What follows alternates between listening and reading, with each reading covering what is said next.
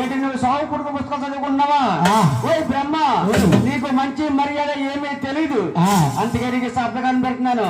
ఈ భూలోకంలో ముందు ముందు అలాగం పడి తెలుసుకుంది.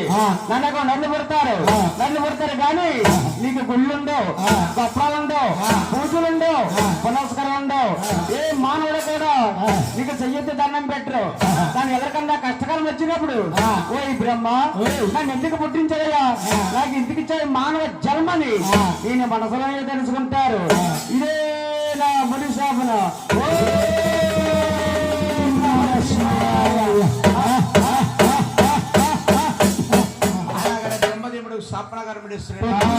ఆనాడు నుంచి ఈనాడు కూడా మన భూలోకంలో బ్రహ్మదేవుడికి గుళ్ళు గోపురాలు లేకుండా పోయినాయండి.